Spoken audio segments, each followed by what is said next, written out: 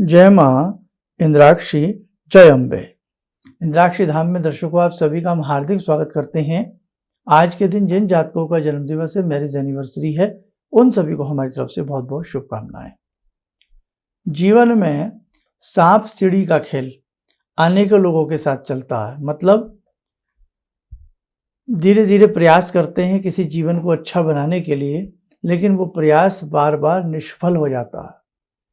चढ़ते हैं फिर गिरते हैं, चढ़ते हैं फिर गिरते हैं, और ऐसा बहुत लोगों के जीवन में होता है।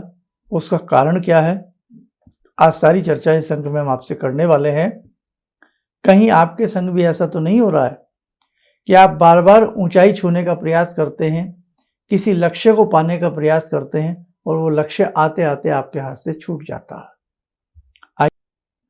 आप में से ऐसे बहुत लोग हैं जो लक्ष्य को पाते पाते चूक जाते हैं, और कई बार तो व्यक्ति लक्ष्य प्राप्त करके भी फिर अलक्ष्य हो जाते हैं। बहुत मेहनत की, धन जोड़ा, लेकिन फिर डूब गया। बहुत मेहनत की, व्यापार जोड़ा, फिर डूब गया। बहुत लोगों के साथ ये कहानी घटती है।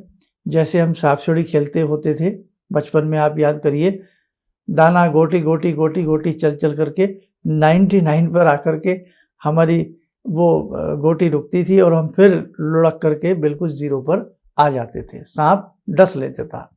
ऐसे ही वक्त रूपी सांप, वक्त रूपी सर्प, खास तौर से कुटिल ग्रहों की जब चाल होती है तो व्यक्ति के साथ ऐसा होता है।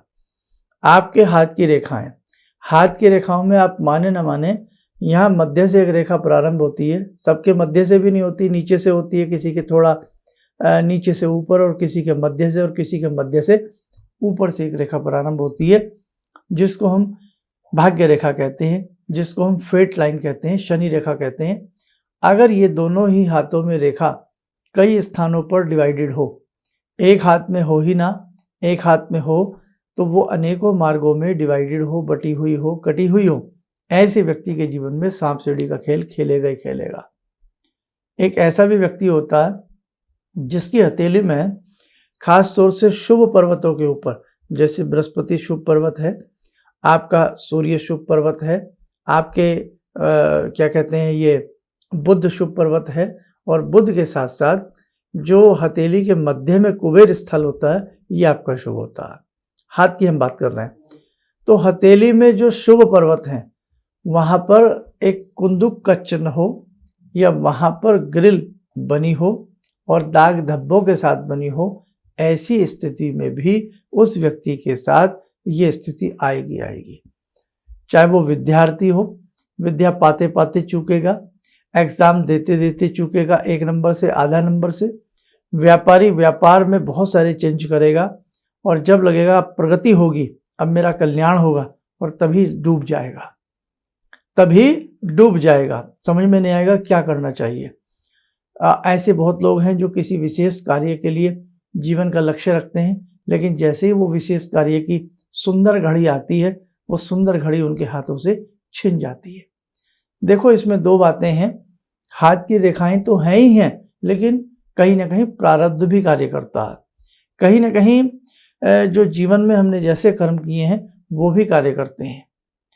तो कई बार एक शुभ समय आने के लिए हमें लंबा समय का इंतजार करना पड़ता है। भगवान भी ऐसी लीलाएं करते हैं। अब भगवान राम कहाँ सीता माता से कह रहे हैं कि सुबह तुम अयोध्या की पटरानी बन जाओगी, लेकिन वो सुबह आई नहीं, वनवास जाना पड़ा।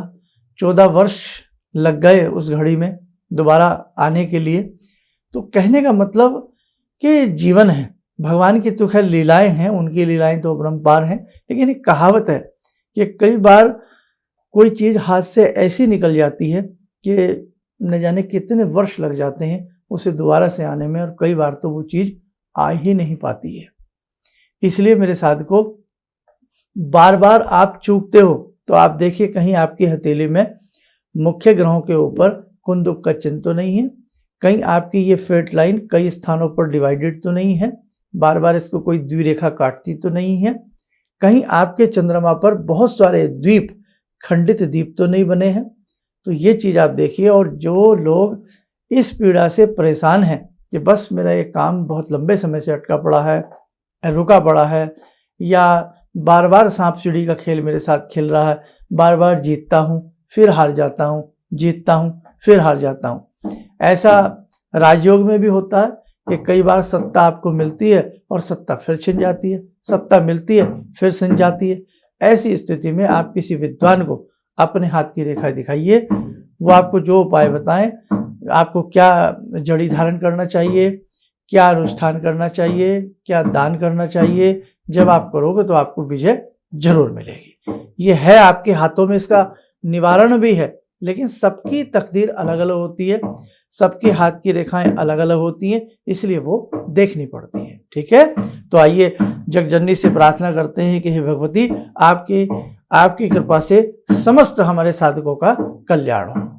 ओम सिंदूरारुण विग्रहां त्रिनयनां माणिक्यमूले स्फुरात् स्तारानायक शेखरं स्मितमुखी बापेन वक्षोरुवां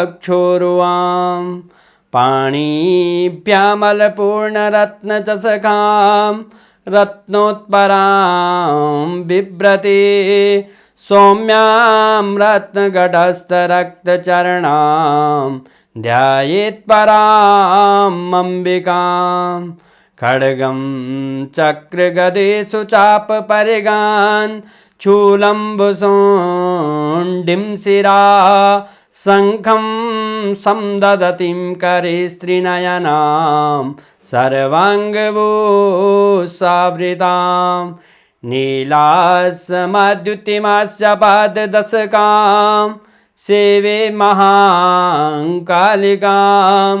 यामास्तो स्वपितैहरो कमलजो हन्तुं मधुं कैटवम् विद्युद्दाम समप्रभां मृगपते स्कन्दस्थितां भीषणां कन्या विहकरवालखेटविलसा धस्ताविरासेवितां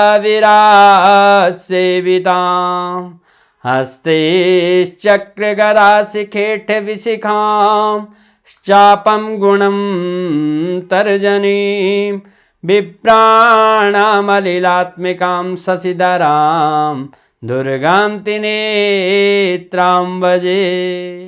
कवच बना लें, ध्यान करें, भगवती का शुभ आशीष हम सबके ऊपर बरस रहा है।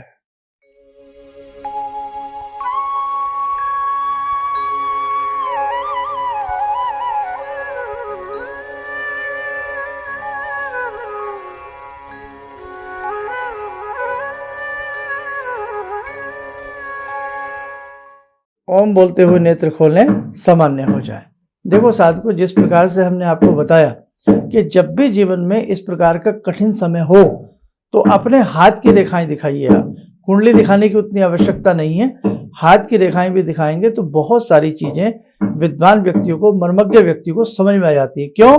हाथ आपके शरीर का एक हिस्सा है और भगवान वास्तव में भाग्य व्यक्ति की मुट्ठी में लिखा होता है और उसकी मुट्ठी में उसका भाग्य छिपा होता है। तो आप परेशान मत होइए, तकलीफ में जीवन मत जिएगा। ऐसी कोई दिक्कत लग रही है और बार बार जीवन में उतार चढ़ाव आ रहे हैं, बार बार जीवन में जीत रहे हैं, हार रहे हैं, जीत रहे हैं, हार रहे हैं, कोई एक लक्ष्य की ढंग से प्राप्ति नहीं हो पा रही है और ये सांप सीढ़ी का खेल आपको जीने नहीं दे रहा, तो एक बार हमारी राय मान के देखिएगा, आपको आनंद आएगा। और दूसरी बात, अपने जीवन में समय समय पर या अपने जन्मदिन के आसपास अपने गुरु मंत्र का अनुष्ठान करते रहिए, इष्ट मंत्र का अनुष्ठान करते रहिए, आपको विजय अवश्य प्राप्त होगी। और बाकी अधिक जानकारी के लिए आप देश विदेश में कहीं भी रहते हैं और आप इस प्रकार की समस्या से ग्रसित हैं, उसके लिए आप हमारे संस्थान से संपर्क करके टेलीफोनिक अपॉइंटमेंट भी ले सकते हैं। जिन जातकों के पास जन्म पत्रियां नहीं हैं, समय एक्यूरेट नहीं है, तो वो हमारे संस्थान में हाथ दिखा करके इस दुविधा से, इस समस्या से बाहर निकल सकते हैं। आप सुखी रहें, स्वस्थ रहें, इन्हीं शुभकामनाओं के साथ हम अपनी वाणी को विराम देते हैं। जय जय अम्बे। मुझे ये अंदर से विश्वास हो रहा था कि जो चीज़ 2-3 मैं ढूंढ रही हूँ, क्योंकि थोड़ी बहुत मैं भी भगवान में आस्था रखती हूँ, तो मैं ये सोची थी कि मुझे वो चीज़ें मिल जाएंगी। और रियली मुझे आज यहाँ बैठ के ऐसा लगा, जो आपने 2-3 चीज़ें करने के लिए बताई हैं, कि शायद मेरी समस्याओं का हल शुरू हो गया आज से। किसी भी समस्या के समाधान के लिए मिले प्रसिद्ध हस्तरेखा एवं वास्तु विशेषज्ञ प्रोफेसर धर्मेंद्र शर्मा जी से।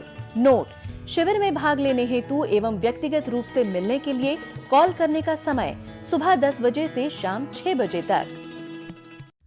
हमारे विभिन्न ज्ञानवर्धक कार्यक्रम देखने के लिए आप हमें अभी सब्सक्राइब करें, बेल आइकन को प्रेस करें ताकि आप देख सकें हमारा कार्यक्रम सबसे पहले। और अधिक जानकारी के लिए फेसबुक पेज को लाइक करना न भूलें।